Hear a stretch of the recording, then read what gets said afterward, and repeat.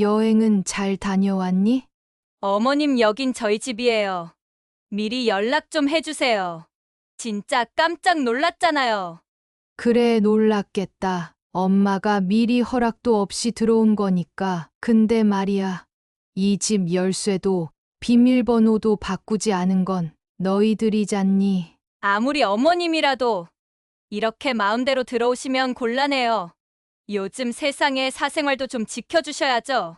그리고 이렇게 들어오시는 거 부담스러워요. 그래, 너희 사생활 지켜주려고 전화도 안 하고 그냥 조용히 반찬 두고 갔어. 근데 너희는 그걸 고마워하긴커녕 이젠 내가 들어오는 것도 불편하구나. 출장 잘 갔다 왔니? 네, 며칠 전 출장 간다더니 사돈들이랑 웃고 떠들며 들어오더라. 면세점 봉투에 외식 영수증까지 내가 봤어. 그래, 너희도 여행 가야지. 근데 왜 나한테는 거짓말을 했니? 그건요, 그냥 저희 쪽 일정이라. 어머님까지 모시고 가기엔 좀 여러모로. 그리고 그건 저희 일이에요. 여러모로 뭐 불편했니? 부담스러웠어? 그래, 시댁은 늘 짐이었지. 결혼할 때도 그랬고 예식장, 신혼여행, 예물 다 우리가 했는데 그땐 고맙다고 웃더니 이젠 귀찮아졌구나. 어머님, 그렇게까지 말씀하시면 저희도 당황스러워요. 요즘 시댁에서 그 정도는 다 해줘요.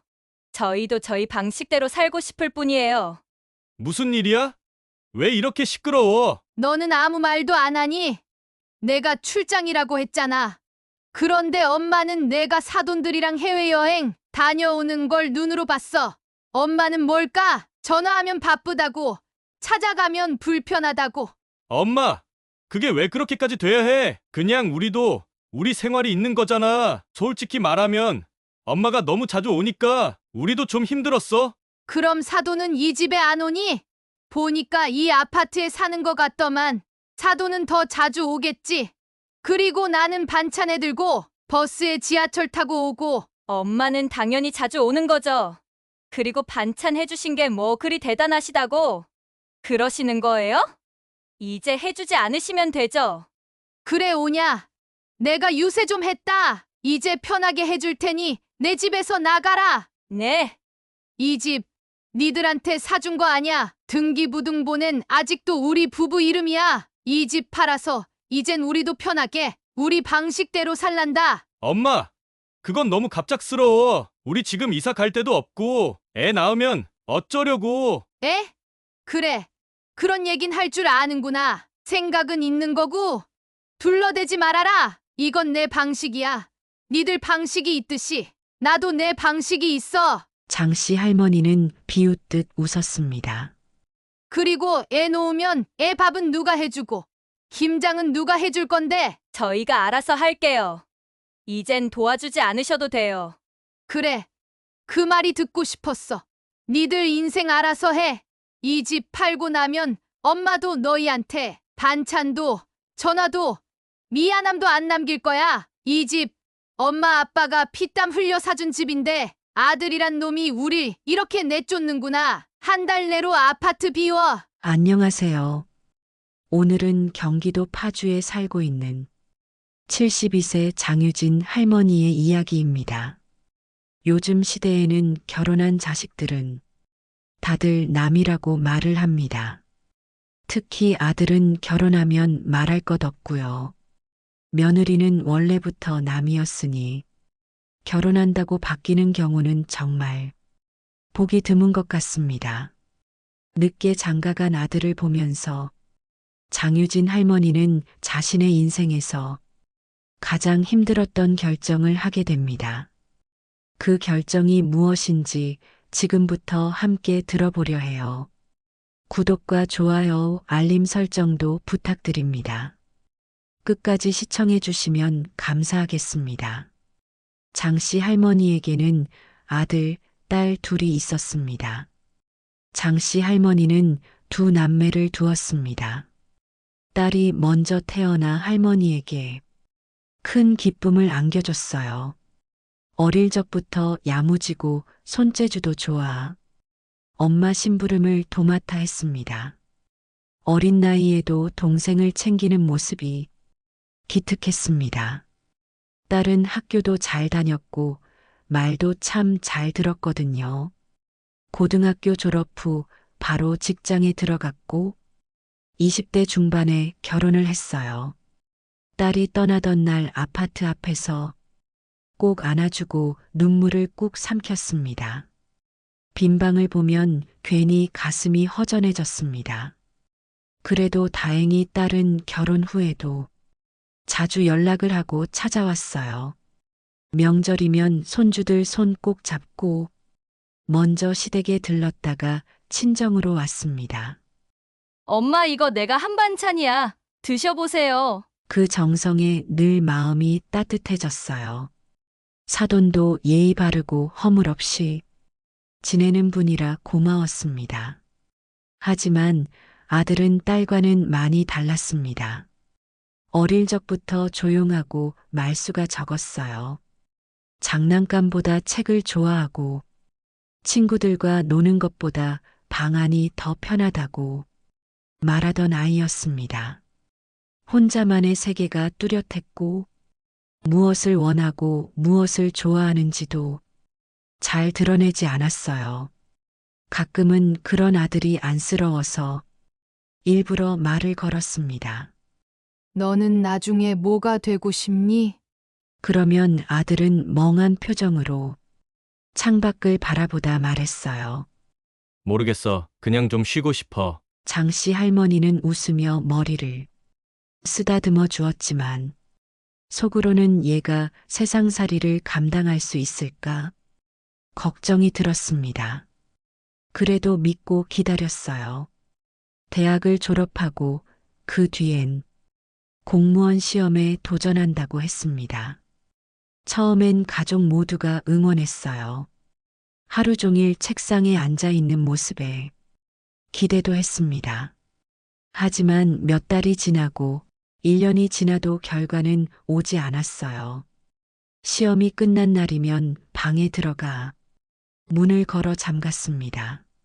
며칠 동안 말도 없이 누워있는 모습을 보며 장씨 할머니는 밤마다 기도했어요.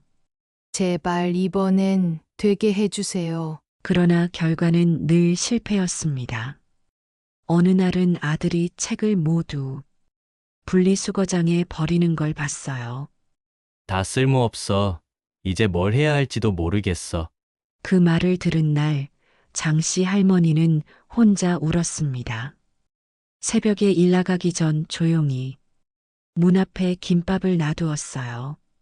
배고플까봐 그냥 먹기만 해라. 입으로는 말하지 못한 마음을 음식으로 전했습니다. 그렇게 몇 해가 흘렀고 아들은 또 경찰 시험에 도전했습니다. 그때도 결과는 같았어요. 30이 훌쩍 넘도록 집에만 있는 아들이 안타까웠습니다. 주변의 시선도 두려웠고 친척들의 말도 가시처럼 박혔어요. 얘는 아직도 놀고 있어? 그럴 때면 씁쓸하게 웃고 말았습니다. 남편도 조용히 담배만 늘었어요. 그렇게 시간이 흘러 어느 날 아들이 식탁에 앉았습니다. 처음으로 밝은 표정이었어요. 엄마, 나 일하게 됐어. 회사는 작고 연봉도 적지만 정규직이래. 그 말을 듣고 장씨 할머니는 말없이 아들을 안았습니다. 오랜 시간 움츠러든 어깨가 조금씩 펴졌어요. 그날 저녁 남편과 둘이 막걸리 한 잔을 나눴습니다. 말없이 잔을 부딪히며 웃었어요. 이제 진짜 이 녀석도 제자리를 찾았구먼. 그 말에 장씨 할머니는 천천히 고개를 끄덕였어요. 아들이 작은 회사에 정규직으로 취직한 뒤 장씨 할머니는 매일 아침 눈을 뜰 때마다 감사 기도를 올렸습니다. 비록 대기업은 아니었지만 늦은 나이에 자기 자리를 찾았다는 것만으로도 충분했어요. 그렇게 1년, 2년, 3년이 지나 아들의 얼굴엔 서서히 여유라는 게 묻어나기 시작했습니다. 눈빛도 조금씩 밝아졌고 말수도 늘어났어요. 하지만 장씨 할머니는 아들이 가끔씩 한숨을 쉬는 모습을 자주 보게 됐습니다. 왜 그러니? 어디 아프냐? 아니야, 그냥 좀 그렇네. 알고 보니 몇 번 소개팅을 했지만 상대 여성들에게 거절당한 일이 반복되었다 했어요.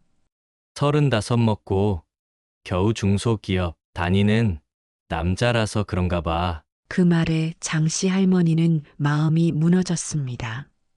아들은 괜히 웃으며 덧붙였어요. 소개팅 자리에서 다들 나이 많다고 부담스럽대. 그리고 집도 없다고. 그때부터 장씨 할머니는 밤마다 생각에 잠겼어요. 이 아이가 평생 혼자 살까봐 걱정되네. 누구보다 순한 아인데. 그러다 어느 날 용기 내어 아들에게 말했습니다. 얘야, 엄마가 너 결혼하면 집 해줄게. 서울에 있는 그 아파트. 그거 너한테 줄 생각이야. 아들은 처음엔 놀라며 손사래를 쳤어요. 엄마, 그런 얘기 왜 해? 괜히 기대만 시켜. 하지만 장씨 할머니는 조용히 말했습니다. 사람 마음이라는 게 그래. 있는 거랑 없는 거랑은 다르다. 너도 이제 결혼해야지. 그 뒤로 아들은 조심스럽게 그 이야기를 소개팅 자리에서 꺼내기 시작했습니다. 결혼하면 부모님이 집을 해주시기로 했어요. 서울 쪽 아파트예요. 그러자 신기하게도 여성들의 반응이 달라지기 시작했어요. 어느 순간부터는 아들에게 연락이 먼저 오는 일도 생겼습니다. 장씨 할머니는 그 사실이 마냥 기쁘면서도 왠지 모르게 씁쓸했어요. 요즘 시대가 사람을 보기보다는 조건을 우선 따지는 시대 같다는 사실이에요. 그래도 부모 마음은 늘 같습니다. 그런 조건이라도 아이가 선택되고 사랑받을 수 있다면 그걸로 충분하지. 그렇게 아들은 다시 연애를 시작했고, 이번엔 조금 다른 분위기였어요.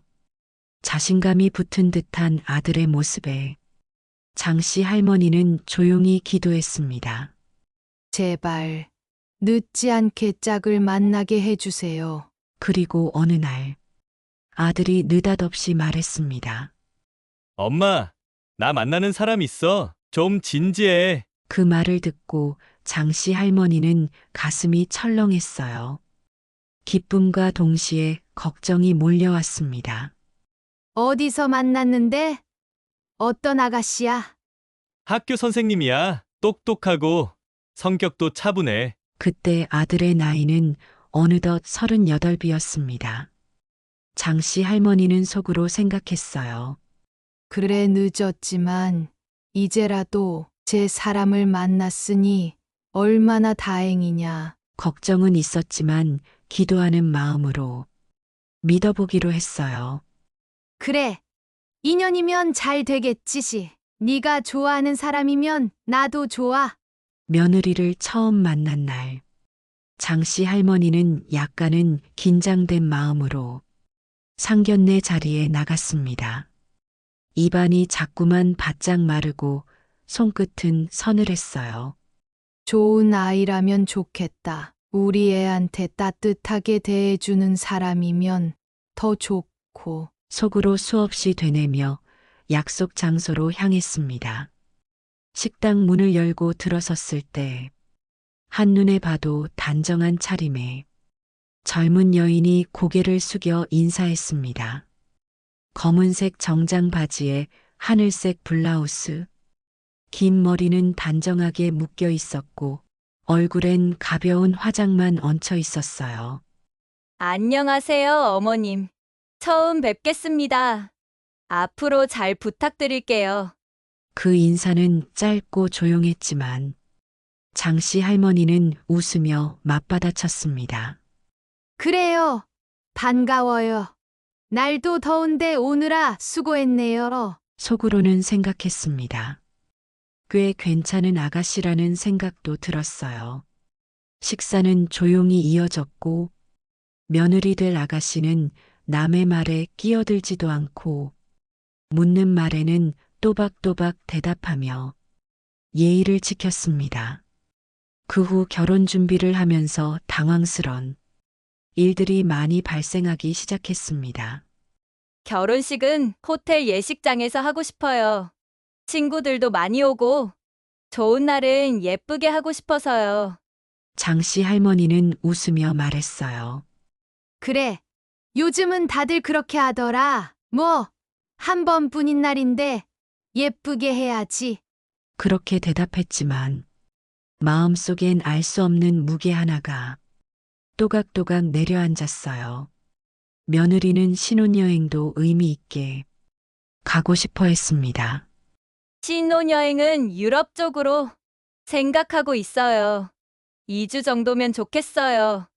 이번엔 남편도 젓가락을 내려놓고 잠시 말이 없었습니다.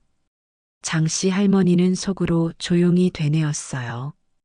유럽 2주면 항공권에 숙소에 식비에 도대체 얼마가 드는 거지? 표정은 내색하지 않았지만 머릿속은 복잡하게 돌아가고 있었습니다. 아들은 멋쩍게 웃으며 고개를 끄덕였어요. 그 순간 장씨 할머니는 무언가 단단히 결심해야겠다는 생각이 들었습니다. 그래. 어차피 내가 해줘야 할 결혼이니 깨지지 않게 해야지. 그 마음 하나로 참고 넘겼습니다. 문제는 그날 이후부터 본격적으로 시작됐습니다. 예식장 계약부터 촬영, 혼수가전, 예단, 예물까지 하나하나가 상상 이상으로 고가였고 며느리 쪽에서 내놓는 조건들은 점점 늘어나기 시작했어요. 처음엔 간소하게 하자고 했던 예단도 며칠 지나지 않아 체면이 있으니 정식으로 하자로 바뀌었습니다. 저희 쪽에서도 기대하는 게 좀 있어서요. 양가 간에 오해 생기면 안 되잖아요. 그래도 아들의 결혼식을 망치고 싶지 않았어요. 그동안 아들은 늦은 취업, 반복된 거절 속에서 가슴을 쓸어내리며 살아왔고, 이제야 겨우 웃는 얼굴을 되찾은 참이었어요. 그걸 다시 어둡게 만들고 싶지 않았습니다. 그래서 장씨 할머니는 조용히 속을 삼키고 또다시 지갑을 열었습니다. 결국 결혼 준비의 대부분은 장씨 할머니 부부의 몫이 되었습니다.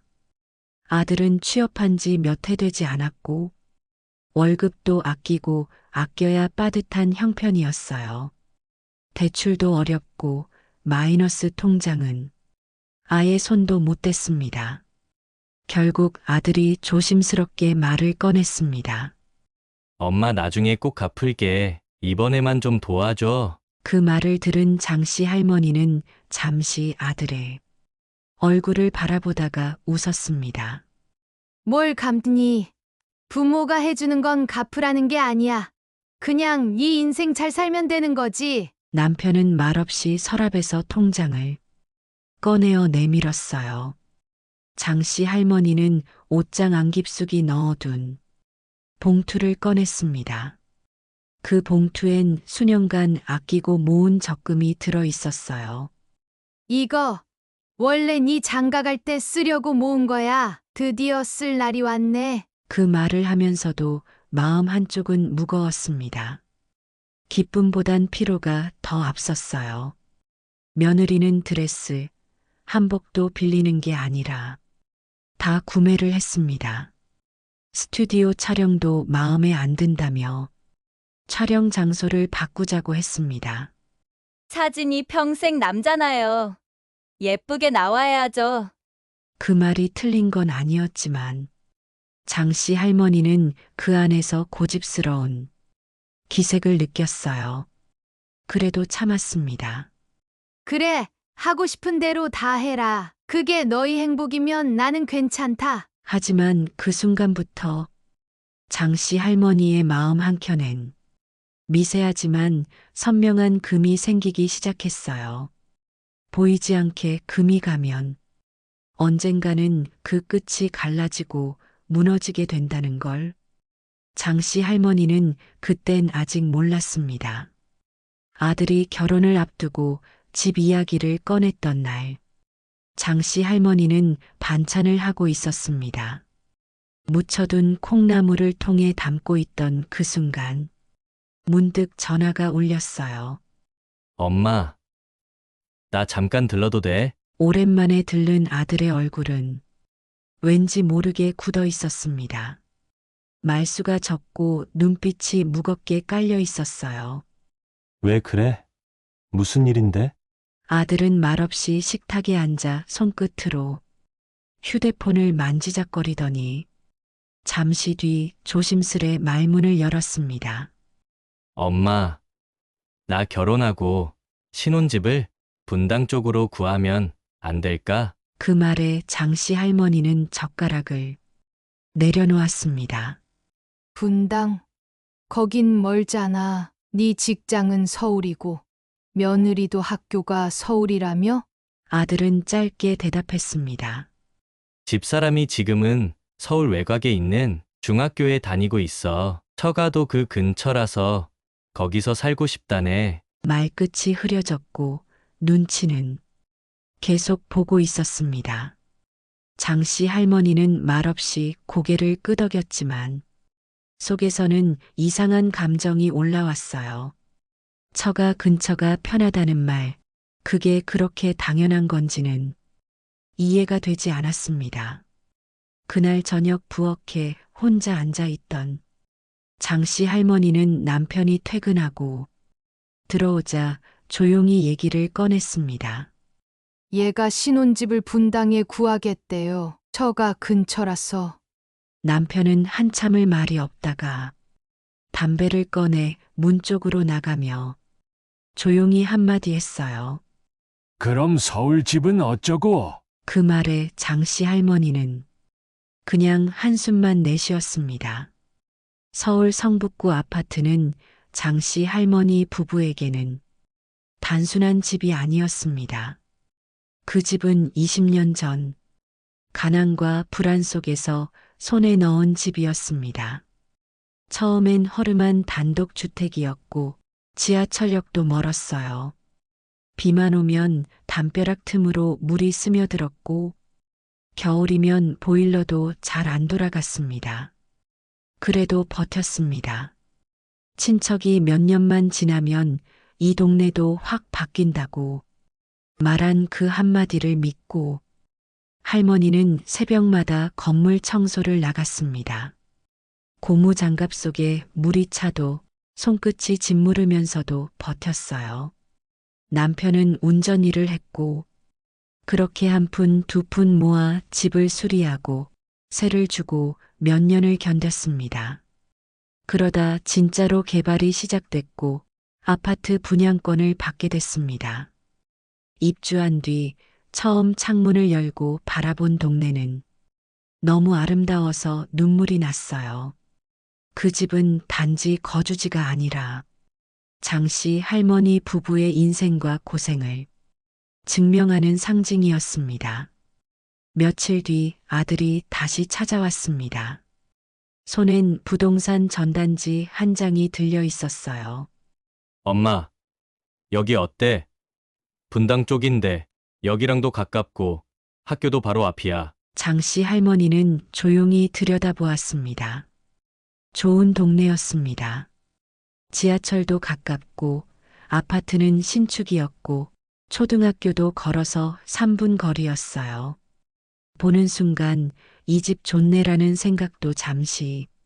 장씨 할머니는 바로 계산기를 꺼냈습니다. 서울 아파트를 팔면 8억 정도. 분당 아파트는 10억이 넘었어요. 얘야, 이 집 하려면 우리가 가진 돈으로 2억이 모자라. 그 말에 아들은 눈을 피하며 작게 말했습니다. 그거 엄마 아빠가 좀 보태주실 수 있을까? 그 말에 장씨 할머니는 순간 숨이 멎는 것 같았습니다. 목이 타들어가고 손끝이 저릿했어요. 그래, 해줄 수는 있어. 그런데 그걸 이렇게 쉽게 말하는 거니? 표정은 그대로였지만 마음은 무너졌습니다. 저녁 장씨 할머니는 남편과 식탁에 마주 앉아 있었습니다. 밥은 식었고 국에 김도 나지 않았어요. 남편은 조용히 젓가락을 놓고 말했습니다. 하자 뭐 어쩌겠어. 나중에 우리가 뭐 들고 갈 것도 아니고. 장씨 할머니는 아무 말 없이 밥을 한 숟갈 떴습니다. 그 말이 그렇게 쉽게 나올 수 있다는 게 왜 이리 섭섭한지 모르겠어요. 난 이 집이 그냥 돈이 아니라 내 인생인데 그걸 이렇게 쉽게 내놓자고 하다니. 하지만 마음속에서는 조금씩 작은 금이 자라고 있었어요. 며칠 뒤 며느리에게서 문자가 왔습니다. 어머님, 정말 죄송하고 감사합니다. 저희 인생에 큰 힘이 되어주셔서요. 정중한 말투였고 틀린 말은 없었습니다. 며느리가 진정으로 고마워하는지는 아무도 몰랐고 그 답은 오직 시간이 알려줄 것 같았어요. 아파트 매매 계약 날 장씨 할머니는 사인하면서 손이 떨렸습니다. 도장을 찍고 나서 창밖을 바라보며 속으로 인사했어요. 수고 많았다. 너 덕분에 우리도 사람 대접받았어. 고마웠다. 그 말은 마음속으로만 남았습니다. 집을 비우고 나오는 길, 계단을 내려가며 왠지 발걸음이 떨어지지 않았어요. 그동안 수없이 올라내려온 복도, 겨울에 추워서 문 앞에 신문지를 붙여두던 그날들, 아이들 도시락 싸고 나와 신문 배달하는 소리를 들으며 출근하던 그 새벽들, 모든 장면이 한꺼번에 떠올랐어요. 그런데도 아무도 그 기억을 묻지 않았습니다. 분당 아파트는 계약이 끝나고 바로 입주 준비에 들어갔습니다. 아들은 설레 보였고 며느리는 인테리어 도면을 들고 다니며 구체적인 얘기를 시작했어요. 저희는 화이트 톤으로 벽지하고 싶어요. 가전은 삼성으로 맞추려고요. 장씨 할머니는 조용히 고개를 끄덕였습니다. 그저 예쁘게 해라는 말밖엔 할 수가 없었어요. 아무도 어머님, 어떤 색 좋아하세요? 같이 보러 가실래요? 그런 말은 하지 않았습니다. 장씨 할머니는 더 이상 그 집의 주인이 아니었어요. 그저 돈을 댄 사람. 그게 전부였어요. 결혼식이 끝나고 아들 부부는 예정대로 유럽으로 신혼여행을 떠났습니다. 파리, 로마, 바르셀로나까지 14일 일정이었어요. 비행기 표며 호텔, 여행 경비까지 장씨 할머니 부부가 다 마련했지만 아들은 늘 감사 인사를 잊지 않았습니다. 엄마, 진짜 고마워요. 덕분에 평생 잊지 못할 여행하고 와요. 며느리 역시 여행 중간중간 사진을 보내왔어요. 어머님, 여기 너무 아름다워요. 다음에 꼭 두 분도 다녀오세요. 그 문자를 보며 장씨 할머니는 입꼬리를 살짝 올렸습니다.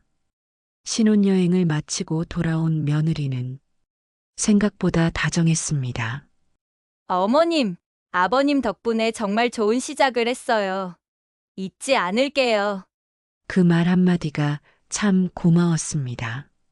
며느리는 인사를 할 때마다 두 손을 모으고 고개를 숙였어요.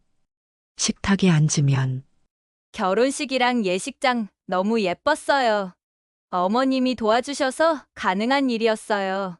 신혼집도 너무 마음에 들어요. 친구들도 다 부러워하더라고요. 장씨 할머니는 웃으며 말했습니다. 그래. 예쁘게 잘 살아. 그게 제일 중요한 거야. 그 시기엔 며느리가 음식을 맛있게 먹고 식사 후엔 설거지라도 하겠다며 주방으로 향하는 모습도 보였어요. 가끔은 김치도 한 통 가져가고 어머님 손맛이 최고예요. 학교 선생님들도 반찬 너무 맛있다고 하세요. 그 말을 들을 때면 가슴이 뭉클했습니다. 며느리의 그런 모습을 보면서 장씨 할머니는 자신이 너무 앞서간 게 아닌 건가 하는 생각도 했습니다.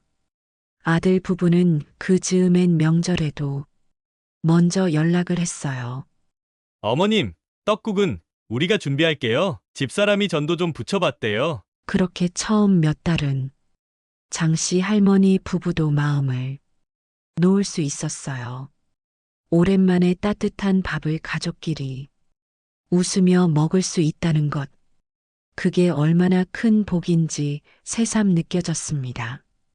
그때까지만 해도 장씨 할머니의 마음속 균열은 없었습니다. 아니, 있었다 해도 아직은 희미한 금처럼 금방 메워질 수 있을 만큼 작고 얇았습니다. 결혼 후 몇 달이 지난 어느 봄날, 장씨 할머니는 새벽부터 장을 보러 나갔습니다.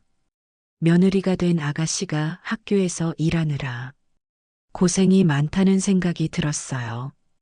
아들은 집안일에 서툴렀고 둘 다 맞벌이라 끼니는 제대로 챙기고 있는지 걱정이 됐습니다.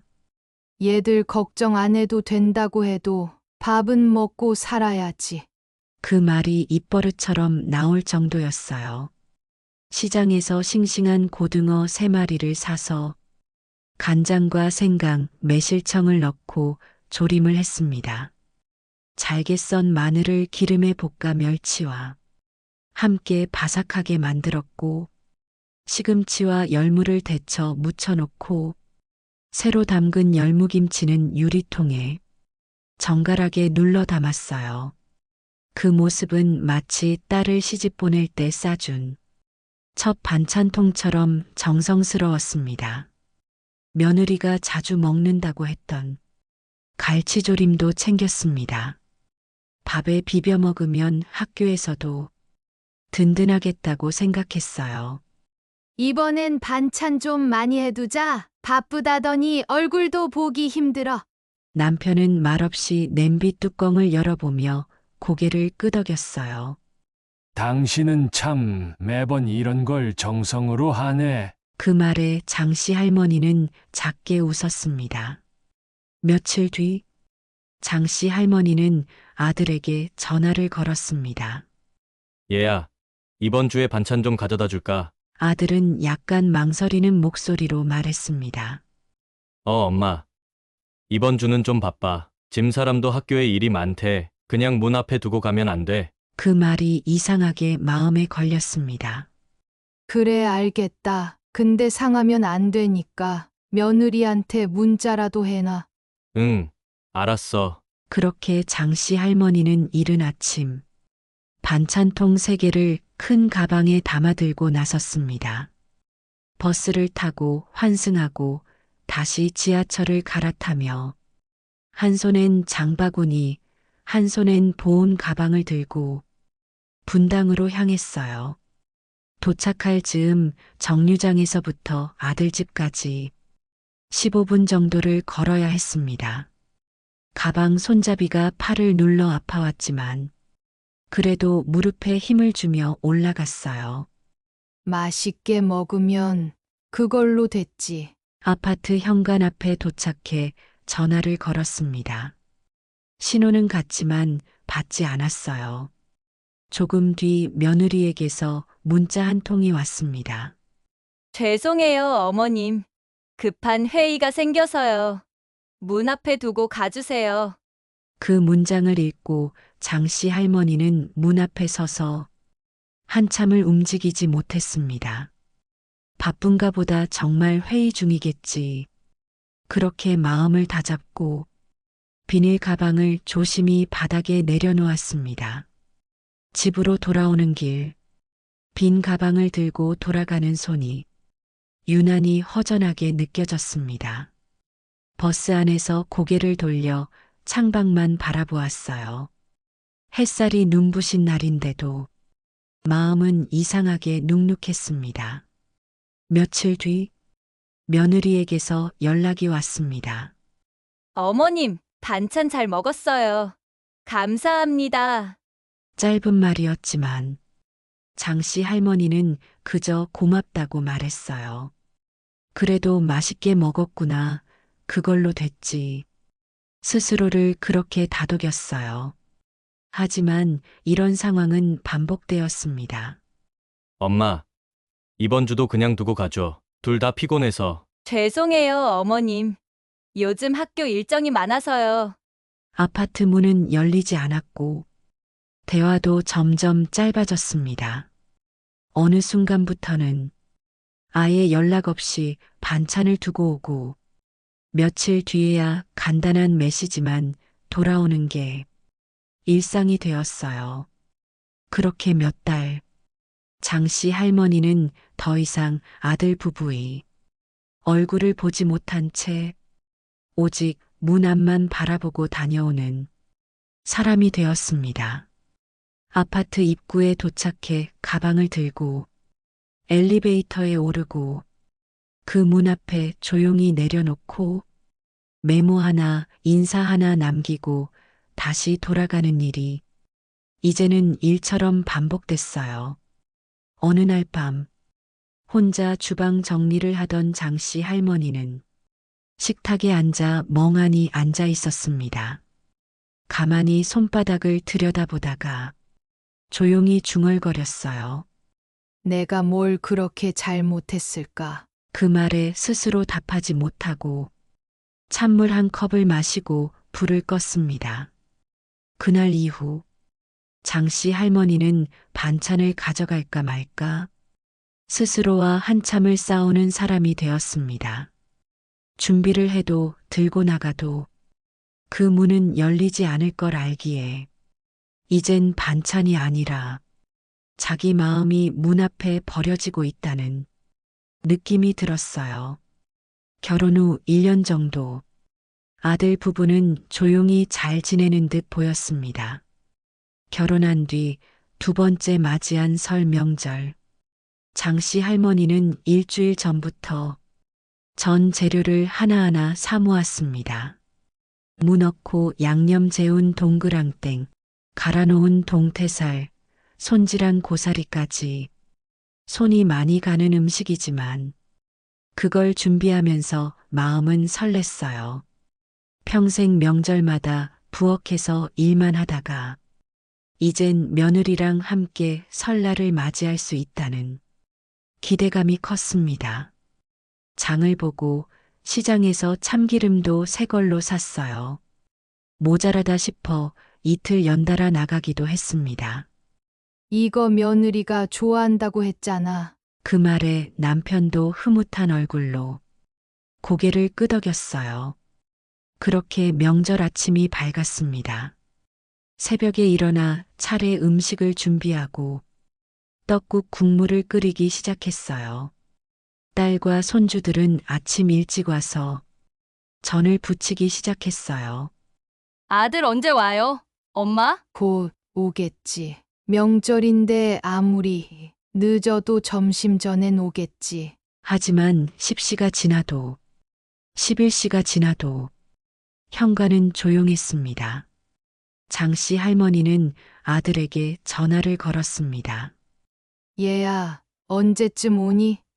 점심은 같이 먹자. 다 차려놨다. 그 말에 아들은 망설이며 대답했습니다. 엄마, 우리 이번엔 처가 먼저 갔다가 갈게. 늦을 수도 있어. 그래, 그럴 수도 있지. 근데 점심은 같이 먹어야지. 이번엔 좀 어렵겠어. 처가 쪽이 다 모이는 자리래. 그 순간 장씨 할머니의 손에 들려있던 국자가 툭 떨어질 뻔했어요. 그래, 알았다. 그 말만 하고 전화를 끊었습니다. 그 뒤로도 기다렸습니다. 차례를 마치고 떡국이 퍼지지 않게 중불에 데우며 딸과 손주들이 눈치를 보며 식탁에 앉았습니다. 남편은 말없이 수저를 들었다 놨다 했어요. 아들 안 와? 딸이 조심스럽게 묻자 장씨 할머니는 대답하지 않았어요. 한참을 그렇게 앉아 있다. 식은 떡국을 한 숟갈 떴습니다. 입안에선 아무 맛도 나지 않았어요. 음식이 아니라 서운함이 너무나 크게 느껴졌습니다. 설날 오후 아들과 며느리는 끝내 오지 않았습니다. 전화 한 통도 오지 않았고 저녁 무렵 며느리의 문자가 왔습니다. 죄송해요, 어머님. 오늘은 친정 쪽 일정이 길어졌어요. 하는 짧은 문자가 왔을 뿐이었어요. 그 문자를 보며 장씨 할머니는 조용히 핸드폰을 내려놓았습니다. 식탁에 앉아 떡국 냄비를 다시 보았습니다. 냄비 속 김이 서서히 사라지고 있었습니다. 마치 마음속 온기가 꺼지는 것 같았어요. 딸은 조용히 행주를 꺼내 식탁을 정리했습니다. 남편은 텔레비전 볼륨을 키웠습니다. 그 누구도 아무 말이 없었고 그 침묵이 오히려 큰 소리로 울려 퍼지는 듯 했어요. 그날 밤 장씨 할머니는 한참을 부엌에 혼자 앉아 있었습니다. 전이 담겨 있는 접시를 하나하나 랩으로 싸면서 혼잣말로 중얼거렸어요. 처가도 가족이지. 그래, 맞아. 근데 우리는 뭘까? 그 한마디가 조용한 부엌 안에 울렸습니다. 얼마 전 아들과 며느리가 함께 장씨 할머니 집에 들른 날이 있었습니다. 모처럼 연휴를 맞아 하룻밤 자고 갈게요, 어머님. 이라는 말에 장씨 할머니는 반가운 마음으로 집을 치우고 음식을 준비했습니다. 오랜만에 집에 활기가 돌아오는 것 같았어요. 그날 저녁 네 식구는 함께 저녁을 먹고 거실에 둘러앉아 과일도 깎아 먹었습니다. 어머님이 해주신 도토리묵? 진짜 맛있어요. 엄마보다 더 잘하시네요. 그 말에 장씨 할머니는 속으로 웃었습니다. 그렇게 하루를 보내고 아들 부부는 작은 방에서 장씨 할머니 부부는 안방에서 잠을 잤습니다. 다음 날 아침 장씨 할머니는 여느 때처럼 새벽 6시에 일어났습니다. 부엌에 조용히 들어가 쌀을 씻고 콩나물국을 끓이고 계란말이를 부쳤어요. 김치는 아들이 좋아하는 갓김치를 꺼내 놓았고 멸치볶음도 바삭하게 다시 볶아 접시에 담았습니다. 식탁을 정리하고 나니 시계는 이미 오전 9시를 가리키고 있었어요. 아들은 일찍 일어나 소파에서 신문을 보고 있었지만 작은 방 문은 아직 조용했습니다. 장씨 할머니는 조심스레 문 앞에서 말했습니다. 얘야, 밥 다 됐다. 나와서 먹자. 문 안쪽에서 인기척이 들리더니 잠시 후 며느리가 머리를 헝클인 채 나왔습니다. 아, 어머님, 죄송해요. 너무 깊이 잤네요. 그 말투는 미안함보다는 아직 덜 깬 목소리에 가까웠어요. 장씨 할머니는 웃으며 말했습니다. 괜찮아. 피곤했겠지. 아침 먹자. 식탁에 앉은 며느리는 물을 한 모금 마시고 조용히 콩나물국을 한 숟갈 떴습니다. 계란말이를 입에 넣은 뒤 작게 말했습니다.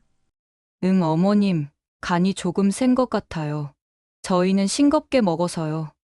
그 말에 장씨 할머니는 손에 쥔 젓가락을 잠시 내려놓았습니다. 그래, 다음엔 조금 덜 짜게 할게. 겉으론 웃었지만 서운한 기분은 들었습니다. 며느리가 집에 와서 잘 때면 아침을 포함한 식사 준비는 항상 장씨 할머니 몫이었거든요.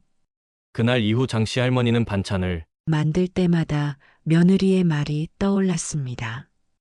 그날도 장씨 할머니는 김치 몇 포기와 며칠 묵힌 갈치조림, 멸치볶음을 반찬통에 싸고 있었습니다.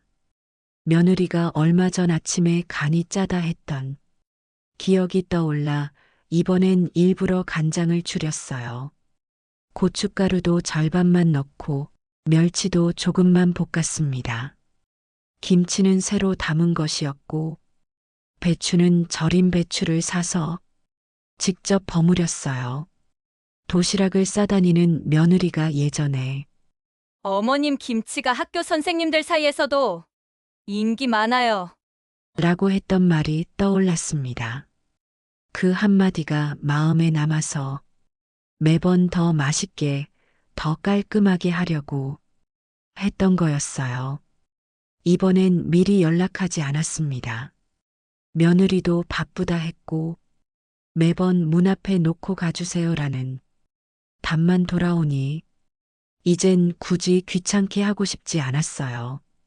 그래서 조용히, 정말 조용히 그냥 다녀오자고 마음먹었어요. 분당 아파트 단지 앞에 도착한 건 점심 무렵이었습니다. 하늘은 맑고 바람도 서늘했습니다. 양손에 들린 반찬 가방이 무겁게 느껴졌지만 장씨 할머니는 익숙한 길을 따라 천천히 걸어갔습니다. 아파트 입구로 향하던 그때였습니다. 바로 골목 끝에서 익숙한 흰색 SUV 한 대가 천천히 단지 안으로 들어오고 있었어요.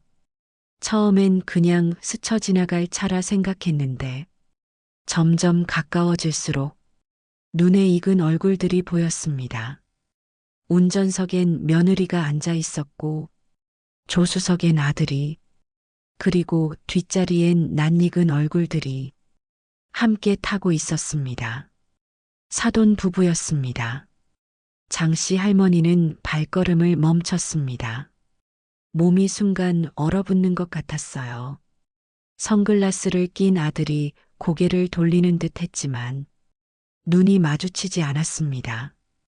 차가 주차장에 멈추고 트렁크가 열리며 캐리어를 내렸습니다. 면세점 쇼핑백, 명품 브랜드 로고가 새겨진 포장지, 그리고 서로 웃으며 이야기 나누는 모습이었습니다. 며느리는 활짝 웃으며 사돈 아주머니의 팔짱을 끼고 있었고 아들은 가방을 든 채 익숙한 듯 사돈 집으로 향하고 있었어요. 장씨 할머니는 좀 놀랐습니다. 아들이 출장 간다고 했던 말이 문득 떠올랐습니다.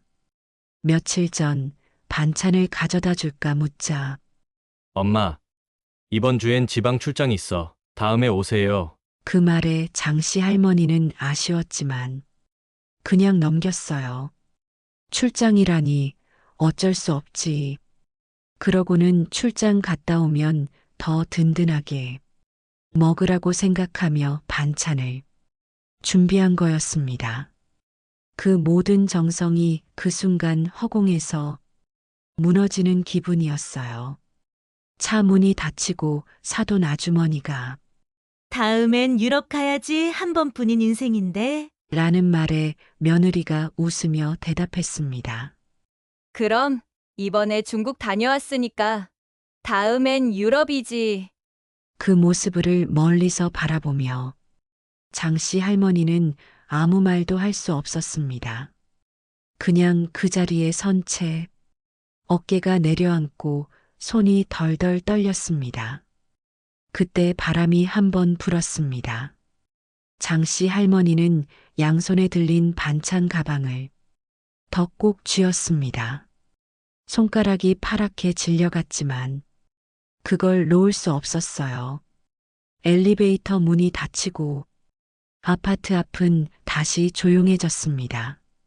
장씨 할머니는 무거운 가방을 들고 계단을 천천히 올라가기 시작했습니다. 지금은 엘리베이터를 타고 싶지 않았어요. 현관 앞에 도착했을 땐 손이 떨려 비밀번호를 누르기 힘들 정도였습니다. 몇 번을 누르다 틀렸고 다시 호흡을 가다듬고 눌렀습니다. 문이 띡 하고 열리는 소리와 함께 차가운 실내 공기가 반겨졌습니다. 거실엔 방금 도착한 짐들이 놓여 있었고 부엌 싱크대 위엔 고급 레스토랑의 영수증, 와인잔과 수입 치즈가 식탁에 놓여 있었어요. 거실 한켠엔 자신이 몇 달 전 사준 전자레인지 옆에 자신이 담아준 반찬통들이 그대로 있었습니다. 먹지도 않은 반찬 상한 것도 있었고 냄새가 살짝 올라오기 시작한 것들도 있었습니다. 조금 뒤 현관문이 열리며 며느리가 먼저 들어왔습니다. 장씨 할머니를 보는 순간 놀란 기색이 지나갔지만 그보다 먼저 올라온 건 눈에 보이는 짜증이었습니다. 눈썹을 찌푸리고 가방을 던지듯 소파에 올려놓으며 말했어요. 어머님, 여긴 저희 집이에요. 미리 연락 좀 해주세요. 진짜 깜짝 놀랐잖아요. 그 말은 겉으론 예의인 척했지만 속엔 왜 왔냐는 말이 고스란히 박혀 있었습니다. 장씨 할머니는 아무 말 없이 며느리를 바라봤습니다. 몇 초간 침묵이 흘렀고 입꼬리가 미세하게 떨리기 시작했어요. 그래, 놀랐겠다. 엄마가 미리 허락도 없이 들어온 거니까. 근데 말이야, 이 집 열쇠도 비밀번호도 바꾸지 않은 건 너희들이잖니. 며느리는 한숨을 내쉬며 한 발 다가섰습니다. 아무리 어머님이라도 이렇게 마음대로 들어오시면 곤란해요. 요즘 세상에 사생활도 좀 지켜주셔야죠. 그리고 이렇게 들어오시는 거 부담스러워요. 그 말이 던져지자 장씨 할머니는 마치 뒤통수를 세게 얻어맞은 듯 했습니다. 사생활. 입술이 바르르 떨렸어요. 그래, 너희 사생활 지켜주려고 전화도 안 하고 그냥 조용히 반찬 두고 갔어. 근데 너희는 그걸 고마워하긴커녕 이젠 내가 들어오는 것도 불편하구나. 그때였습니다. 터질 듯이 참아온 말이 마침내 입 밖으로 쏟아졌어요. 출장 잘 갔다 왔니? 며느리는 순간 정색하며 고개를 돌렸습니다. 네, 며칠 전 출장 간다더니 사돈들이랑 웃고 떠들며 들어오더라. 면세점 봉투에 외식 영수증까지 내가 봤어. 말을 마친 장씨 할머니의 눈빛은 점점 날카로워졌습니다. 그래, 너희도 여행 가야지. 근데 왜 나한테는 거짓말을 했니? 며느리는 당황했지만 이내 표정을 가다듬고 말했습니다. 그건요, 그냥 저희 쪽 일정이라 어머님까지 모시고 가기엔 좀 여러모로. 그리고 그건 저희 일이에요. 여러모로 뭐? 장씨 할머니가 목소리를 높였습니다. 불편했니? 부담스러웠어? 그래, 시댁은 늘 짐이었지. 결혼할 때도 그랬고 예식장, 신혼여행, 예물 다 우리가 했는데 그땐 고맙다고 웃더니 이젠 귀찮아졌구나. 며느리는 뒤로 물러나며 말했습니다. 어머님, 그렇게까지 말씀하시면 저희도 당황스러워요. 요즘 시댁에서 그 정도는 다 해줘요. 저희도 저희 방식대로 살고 싶을 뿐이에요. 그 순간 문이 열리고 아들이 들어왔습니다. 무슨 일이야? 왜 이렇게 시끄러워? 두 사람 사이에 팽팽한 공기를 느끼며 장씨 할머니를 바라봤습니다. 너는 아무 말도 안 하니? 장씨 할머니의 목소리는 떨리고 있었어요. 내가 출장이라고 했잖아. 그런데 엄마는 내가 사돈들이랑 해외여행 다녀오는 걸 눈으로 봤어.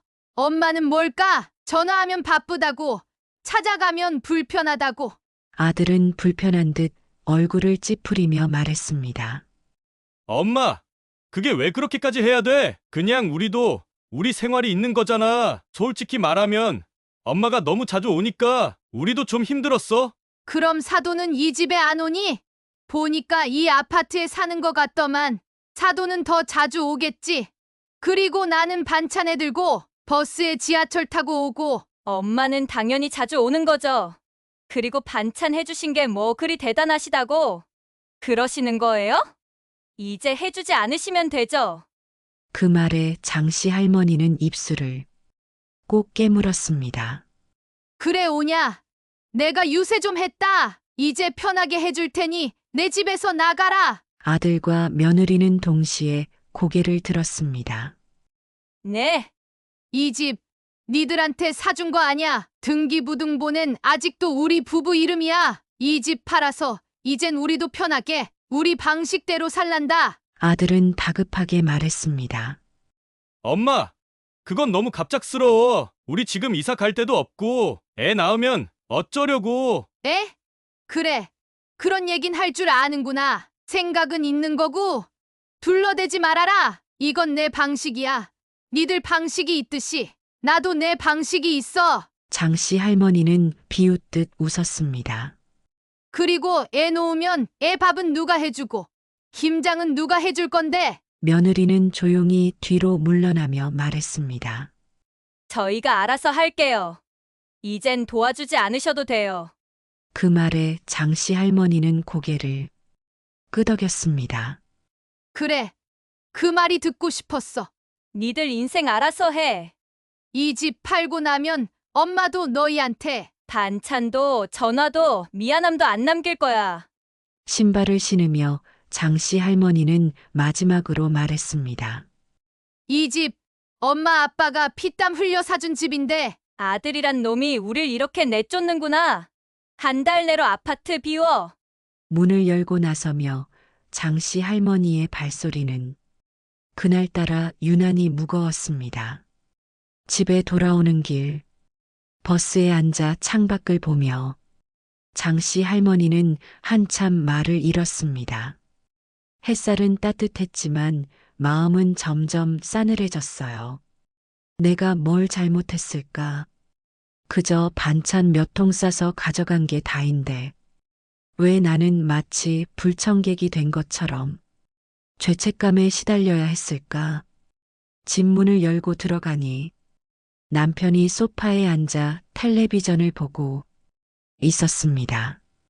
저를 보는 순간 얼굴이 굳어졌습니다. 오늘도 또 그랬어. 조용히 고개를 끄덕이자 남편은 리모컨을 내려놓고 말없이 담배를 꺼내더군요. 대체 걔네는 무슨 생각을 하는 거야? 당신이 누군데 그렇게 무시를 당해? 남편은 화를 내기 시작했습니다. 저는 그냥 조용히 말했어요. 여보 화내지 마. 나도 속상한데 우리가 더 어른이잖아. 아니야, 이젠 아니다. 나 참았어. 진짜 많이 참았어. 결혼식 때도, 예단 예물 때도 그놈의 신혼집이며 여행까지 다 우리가 해줬지. 근데 돌아온 게 뭐야? 문 앞에 놓고 가세요. 사생활 침해하지 마세요. 이게 말이 되는 거냐고. 그래, 당신은 엄마니까 참는다 쳐. 근데 난 아버지야. 내가 번 돈으로 산 아파트에서 내가 낳은 자식이 우릴 내치고 있어. 분당집 팔자. 등기 우리 이름이지 않어. 그 집 걔들한테는 과분해. 당신 너무 화난 거 알아. 근데 이게 진짜 우리 가족을 위한 일이야? 남편은 대답하지 않았습니다. 대신 눈을 지그시 감고 말했어요.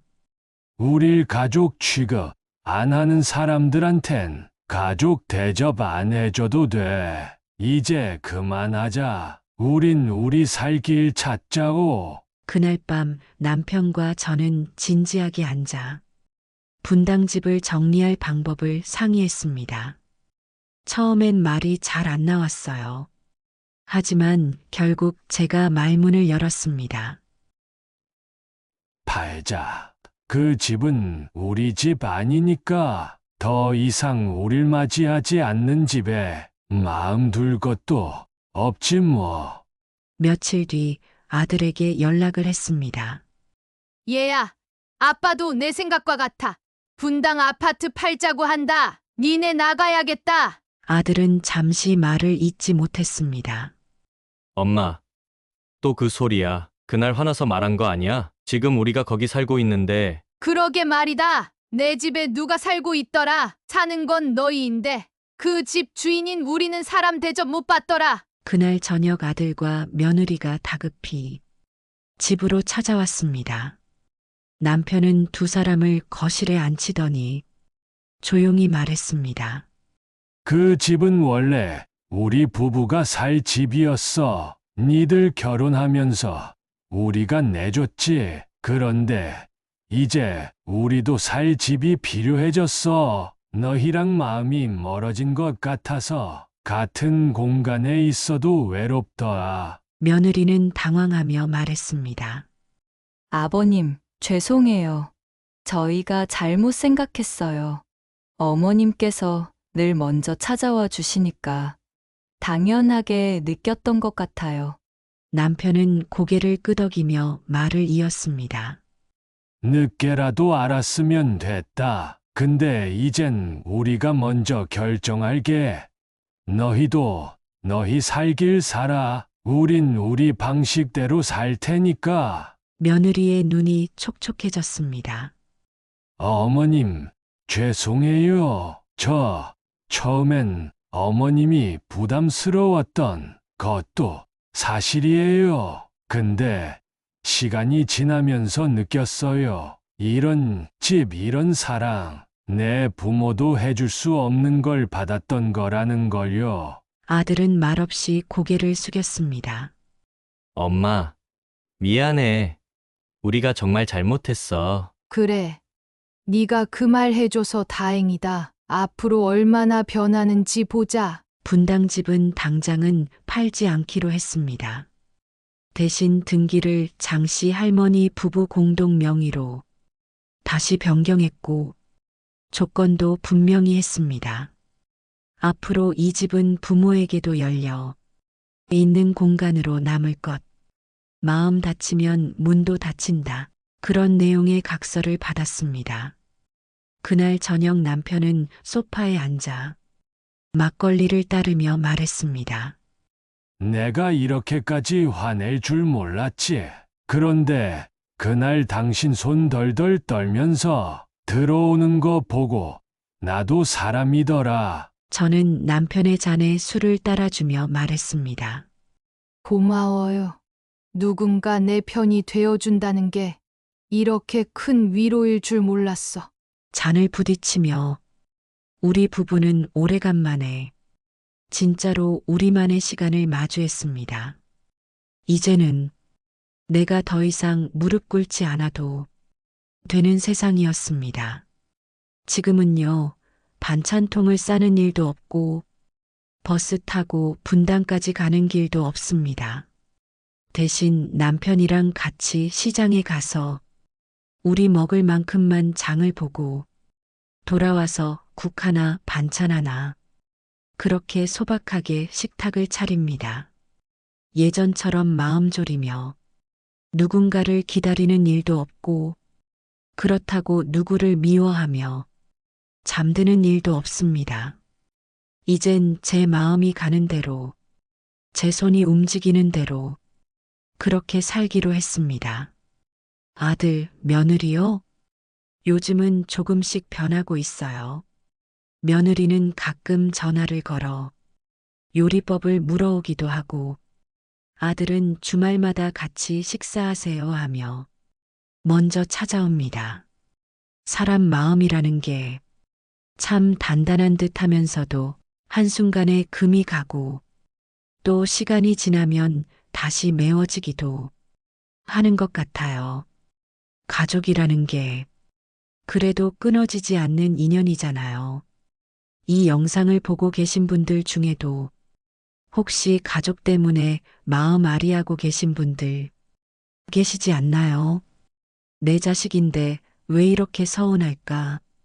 내가 뭘 그렇게 잘못했나? 이런 생각 저도 참 많이 했습니다. 그런데요, 이젠 이렇게 생각하려고요. 내가 해준 만큼만 바라지 말자.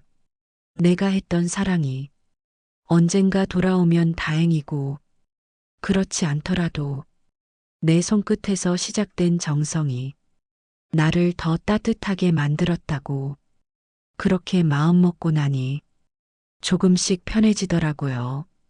가끔은요, 나만 참지 말고 나도 내 감정 지켜야 한다는 걸 잊지 마셨으면 좋겠습니다. 이야기 끝까지 들어주셔서 고맙습니다. 저와 남편의 판단에 대한 여러분의 생각이 궁금합니다. 댓글로 남겨주세요. 구독과 좋아요, 알림 설정해 주시면 더 많은 이야기로 찾아뵐게요. 감사합니다.